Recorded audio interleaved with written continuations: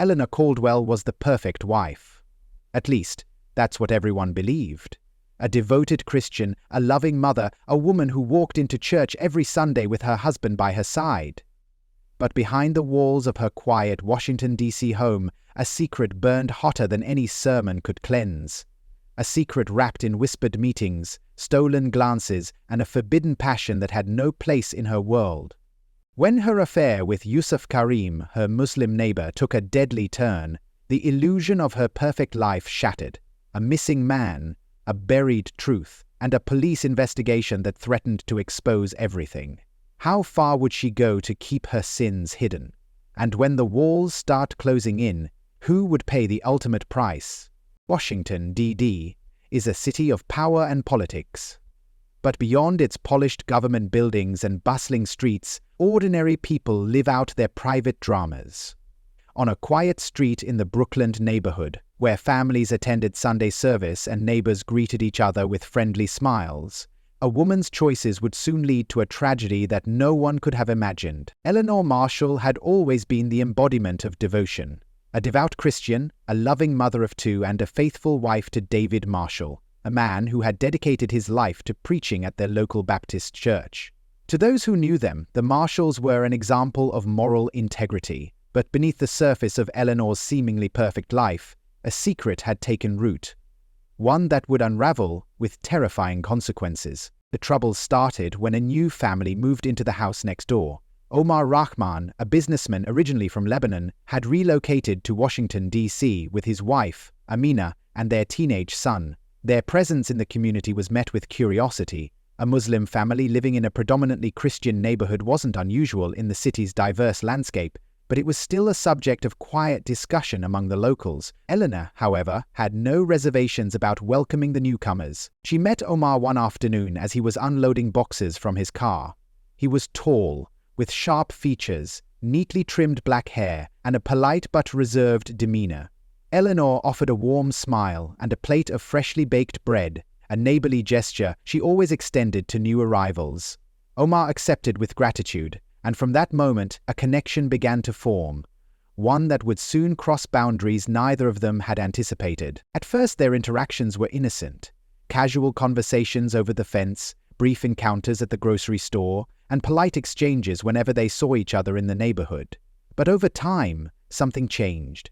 Eleanor found herself drawn to Omar in a way she could neither explain nor resist. His deep voice, the way he carried himself with quiet confidence, the ease with which he listened, it all felt different from what she had known in her marriage. David had become distant over the years, his time consumed by church duties and the responsibilities of his congregation. Their conversations had grown mechanical, their intimacy a faded memory. She loved him, but she felt invisible, trapped in a life where her needs no longer seemed to matter. And then there was Omar, attentive, mysterious, and willing to listen to the thoughts she could never voice to anyone else. Their secret encounters began with simple moments, a lingering gaze, stolen minutes in the backyard when their spouses weren't home, whispered words that meant more than they should. Eleanor knew the risks. She knew her faith condemned such desires, knew that if David ever found out, the consequences would be unbearable, and yet she found herself unable to stop. One evening, when the autumn air carried the scent of burning wood from nearby chimneys, Eleanor made a choice she could never take back. Omar had invited her over while Amina was visiting family overseas. The invitation was unspoken, understood in the way he looked at her when no one else was watching. She told herself she was only going over for coffee, but deep down she knew better. Inside his home, the atmosphere was different. Warmer, more intimate. The dim lighting, the scent of foreign spices lingering in the air, the quiet hum of Arabic music playing softly from a speaker. Everything about that night felt surreal, as if she had stepped into another life, one where she wasn't a wife, a mother, or a devoted believer, just a woman wanting to be wanted. The first time they crossed the line, guilt clung to her like a second skin. She prayed for forgiveness, told herself it was a mistake, that it could never happen again. But the heart is stubborn, and sin is addictive. What began as a single transgression became a dangerous affair, one carried out in stolen moments. in whispered phone calls, in hotel rooms far from the eyes of those who knew them. Yet, no secret remains hidden forever. David had noticed the changes in his wife. The way she checked her phone more often, the sudden bursts of joy she hadn't displayed in years, the unexplained absences. He had dismissed it at first, believing she was simply trying to find new hobbies, a way to fill the emptiness that had crept into their marriage. But suspicion has a way of growing, of gnawing at the mind, until every detail becomes a clue. The breaking point came on a cold December night. Eleanor had told David she was attending a church event, but when he called a friend to confirm, he learned there was no such gathering. A sense of dread settled in his chest. He checked the GPS on her car, something he had never done before, but desperation pushes people beyond their limits. The address that appeared on the screen sent a chill down his spine. It was a hotel near the outskirts of the city. Heart pounding, hands trembling, he drove in silence, each mile feeling heavier than the last. The thought that his wife, the woman he had stood beside for over a decade, could betray him in such a way felt impossible. Yet, deep down, he already knew. The truth had been staring at him all along, waiting for him to acknowledge it. When he arrived, he sat in his car for several minutes, staring at the entrance. He could see people coming and going, laughter spilling from the lobby, the soft glow of chandeliers illuminating the glass doors. He forced himself to move, to push open the door and step inside. The receptionist barely glanced at him as he approached. With a strained voice, he asked for a room number. The clerk hesitated before pointing toward the elevators. David's legs felt heavy as he ascended. Each floor brought him closer to an answer he didn't want. The hallway stretched before him, quiet, empty except for the faint sound of a television playing behind closed doors. He stood outside the door for a long time. He took a deep breath. Then he knocked. Then the door cracked open, Eleanor's face frozen in shock, eyes wide with panic. And behind her, Omar. Everything was revealed in that instant. David didn't remember stepping inside, didn't remember how his hands found Omar's collar, how fists met flesh, how Eleanor screamed for them to stop. Anger clouded his vision, the betrayal cutting through him like a blade. Omar fought back, shoving him off, sending him crashing into a table. The lamp shattered, the room filling with the sound of breaking glass. Then, in the chaos, Eleanor did something no one expected. She grabbed the lamp's broken base, and with one desperate swing, everything changed.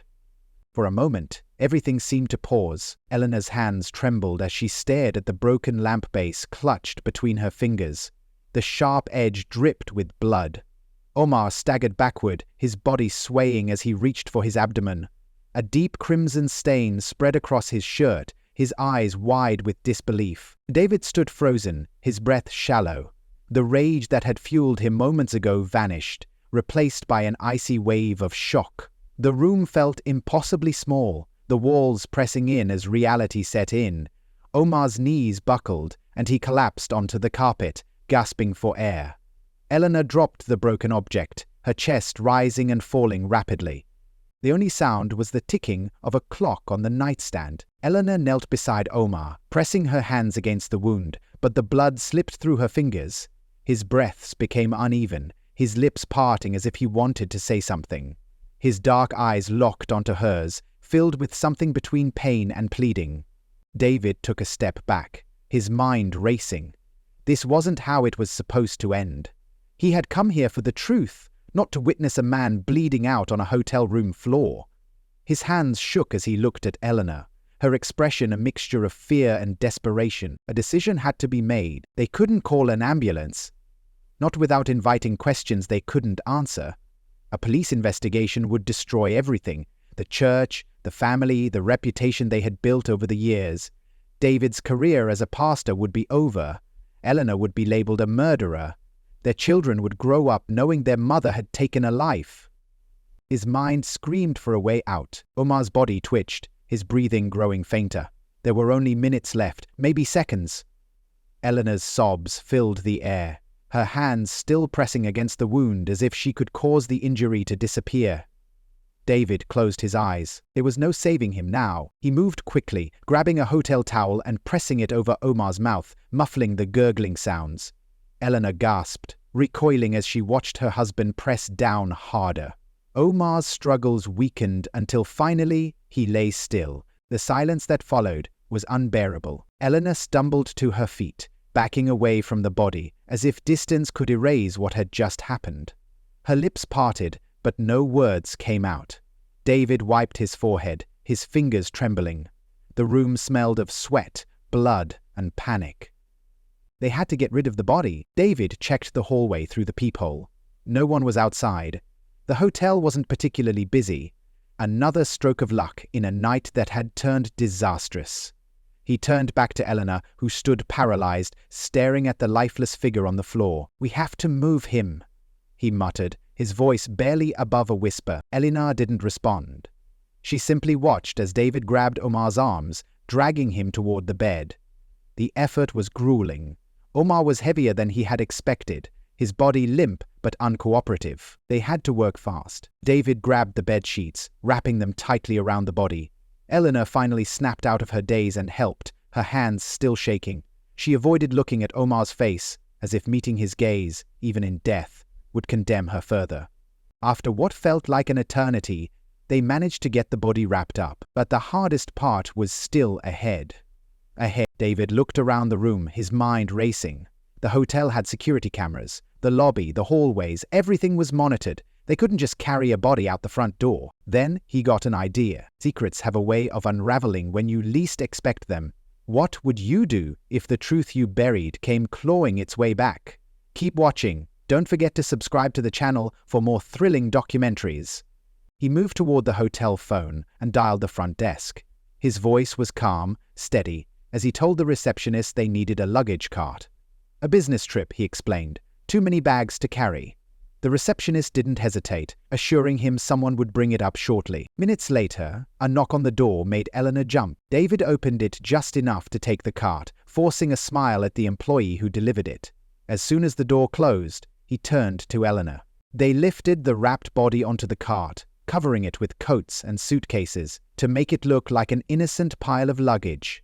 Eleanor wiped her face with the back of her hand, forcing herself to breathe. David pushed the cart into the hallway, keeping his head down. Eleanor followed, her hands clenched into fists. Each step felt heavier than the last. The elevator ride down was agony. When the doors opened in the lobby, David stepped out first, scanning the area. A couple checked in at the front desk. A hotel worker polished the floor near the entrance, but no one paid attention to them. They walked through the automatic doors, out into the cold night. Their car was parked near the edge of the lot, far from the hotel's security cameras. David loaded the luggage into the trunk, his hands numb from the winter air, or maybe from something else. As soon as the trunk slammed shut, Eleanor let out a shaky breath. They drove in silence, the weight of what had happened pressing down on them like an iron cage. Eleanor clutched her seatbelt, her knuckles turning white. David didn't know where they were going. He just drove, his mind clouded with 1,000 thoughts. They had to get rid of the body. They had to clean up every trace. But nothing could erase what they had done. Nothing. The car sped down the highway, its headlights cutting through the darkness. The city lights faded in the distance, replaced by stretches of empty road and silent forests. Inside the vehicle, tension filled every inch of space. Eleanor's breathing remained uneven, her fingers clutching the edge of her coat as if holding on to reality. David kept his eyes on the road, gripping the steering wheel so tightly that his knuckles turned pale. Time felt distorted.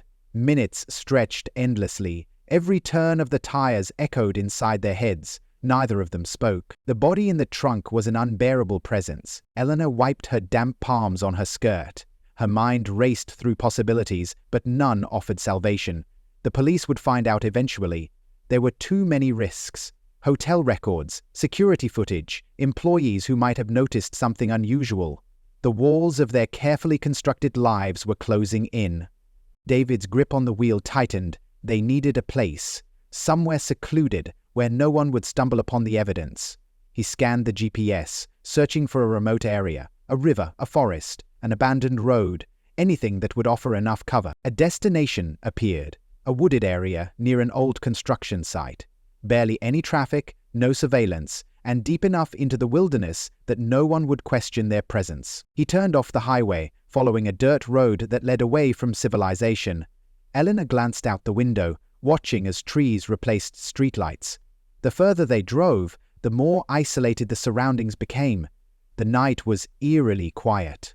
Finally, David pulled over. The headlights illuminated a clearing, the ground covered in damp leaves and patches of gravel. He killed the engine, and silence swallowed them whole. For a moment, neither moved. Eleanor exhaled sharply, pressing her fingers against her temples. The weight of reality bore down on her, threatening to shatter whatever strength she had left. David unclasped his seatbelt and stepped out. His breath was visible in the cold night air. He walked to the trunk and paused.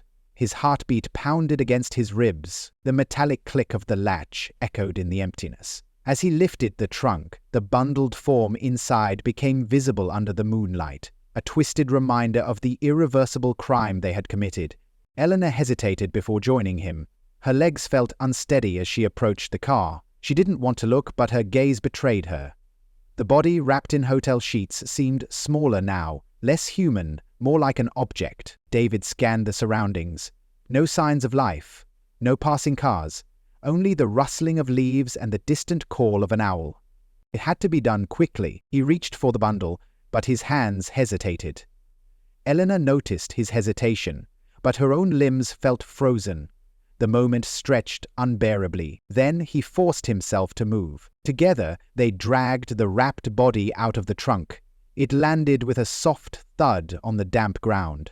Eleanor sucked in a breath, swallowing the nausea rising in her throat. David grabbed a shovel from the back seat, one he had taken from their garage before leaving the house. He walked a few feet into the woods and began digging. The sound of metal striking earth filled the air. Each movement sent dirt flying, deepening the hole inch by inch. Eleanor stood nearby, her arms wrapped around herself. She kept glancing around, expecting flashing lights, sirens, approaching footsteps. No one came. Time stretched endlessly as David continued. Sweat dripped down his face, mixing with the cold night air. His muscles ached, but he didn't stop. He couldn't. When the hole was finally deep enough, he dropped the shovel and returned to Eleanor. They stared at the lifeless form on the ground. This was it. Eleanor's fingers dug into her arms, leaving red marks. She wanted to wake up from this nightmare, but reality refused to release her. David bent down, gripping the sheets, and rolled the body into the hole. Eleanor squeezed her eyes shut. She didn't want to see, she didn't want to remember. David picked up the shovel again, forcing himself to finish what they had started. He pushed dirt back into the hole, covering the evidence of their crime. Each scoop felt heavier than the last. Eleanor's hands shook. The weight of the night was unbearable. When the hole was finally filled, David stepped back, breathing heavily. The ground looked disturbed, but in time, nature would reclaim it. He tossed the shovel back into the trunk, slamming it shut. The sound startled Eleanor, pulling her from her trance. They got back into the car. David started the engine, pulling away from the scene of their darkest act. Neither of them looked back. The drive home was suffocating. Eleanor leaned her head against the window, eyes unfocused. The streetlights blurred as they passed. David remained silent, his expression unreadable. They pulled into the driveway of their home, the house looking exactly as they had left it, unchanged, unaware of the horror they had just committed. Eleanor stepped inside first. The warmth of the house felt unnatural. The framed family photos on the walls mocked her. Everything felt wrong. David locked the door behind them, turning to face her. Their eyes met. No words were exchanged. There was nothing left to say. Nothing would ever be the same again. The night stretched on, suffocating in its silence. Eleanor sat at the kitchen table, staring at the polished surface, her hands resting lifelessly in her lap. The house had never felt this quiet before. Even the ticking clock on the wall sounded distant, detached from time itself. David paced the living room, his every step pressing against the wooden floor with deliberate weight. His breath came in shallow bursts, his mind racing faster than he could control.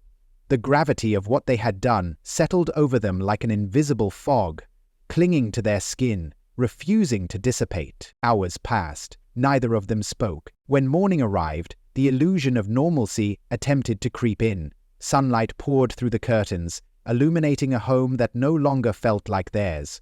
The neighbors went about their routines, children laughing as they boarded school buses, dogs barking in fenced yards, delivery trucks making their rounds. But inside that house, time had stopped. David finally sat down, his face drawn, his fingers intertwined in front of him. His pulse pounded against his temples. Eleanor remained still, her breathing shallow. The weight of the crime they had buried in the woods refused to stay underground. She pushed her chair back abruptly, the sound grating against the floor. David flinched, but didn't look at her. She moved to the sink, gripping the edge with both hands, her knuckles whitening. She had imagined this moment differently. In the past, guilt had been nothing more than an abstract concept. Now, it was real. A knock at the door shattered the fragile quiet. Both of them froze. The sound came again, firm and deliberate. Eleanor turned toward David, her heart hammering. His eyes locked onto hers, suspicion and fear flickering beneath the surface. No one was supposed to come by. No one had a reason to, unless a third knock came, louder this time. David stood, swallowing hard. His legs felt unsteady as he approached the door. He forced himself to maintain a neutral expression as he twisted the handle and pulled it open. A uniformed officer stood on the porch, his stance authoritative yet unreadable. Behind him, another officer leaned against their patrol car, arms crossed, observing. David's stomach twisted. "Morning," the officer said, his voice measured. "We're looking for Mrs. Eleanor Caldwell." David's fingers twitched against the door frame. "She's inside," the officer nodded. "Mind if we come in?" David stepped aside, and the men entered. The energy in the room shifted immediately. Eleanor remained by the sink, her hands gripping the counter so tightly that her fingertips lost color. "Mrs. Caldwell, we need to ask you a few questions," the officer continued. His gaze swept over her, assessing every detail. Eleanor turned slowly, forcing herself to meet his eyes. "About what?" Her voice barely reached above a whisper. "A missing persons report was filed early this morning." The words punched through the air like a blade. David felt his breath hitch. The officer pulled a small notepad from his pocket, flipping through a few pages. "Mr. Yusuf Karim, last seen 2 nights ago. His wife reported him missing when he didn't come home." Eleanor swallowed hard, her throat dry. She willed her body to remain still, to appear unaffected, but her pulse betrayed her. "We understand that you and Mr. Karim were acquainted," the officer continued. His tone remained neutral, but the weight of his words pressed down on her like an... David clenched his jaw. Eleanor forced herself to nod. "Yes, he was our neighbor." The officer studied her for a moment before glancing at his partner, who had remained near the door. "His car was found abandoned outside a hotel late last night," he said. "Surveillance footage shows he checked in, but there's no record of him leaving." David exhaled through his nose, keeping his expression impassive. Eleanor struggled to breathe evenly. Every nerve in her body screamed to stay calm. "We're speaking with everyone who knew him," the officer added. "Do you recall the last time you saw him?" David shifted slightly, standing closer to Eleanor. The walls felt like they were closing in. 3 days ago," Eleanor answered. Her voice didn't waver. "At his house. He waved when I was outside. That was the last time." The officer scribbled something in his notepad. "And your husband?" David nodded once. "Same. I didn't have much interaction with him." A silence settled between them, stretching uncomfortably. The officer tapped his pen against the paper. "We might need to follow up," he said finally, sliding the notepad back into his pocket. "If you remember anything, let us know." Eleanor forced herself to nod. "Of course." The officers exchanged a glance before heading for the door. David followed, gripping the handle, just as they stepped onto the porch. The officer turned back slightly.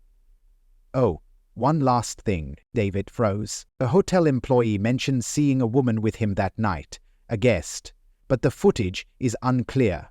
Eleanor's chest tightened. "We'll be reviewing it further," the officer continued. "Thanks for your time." David shut the door before the officer finished stepping off the porch. Silence filled the house once more. Eleanor stood motionless, her breath shallow. David turned to her, his expression unreadable.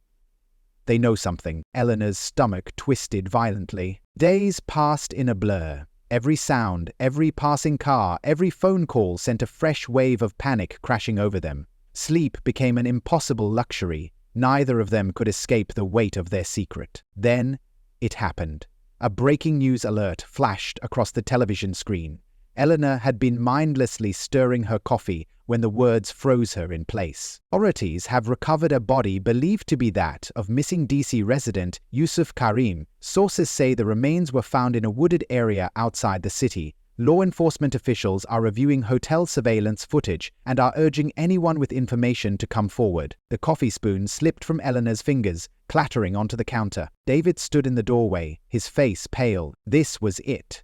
Their world was about to collapse. 2 days later, officers arrived with a warrant. The knock on the door this time wasn't a courtesy. It was an announcement.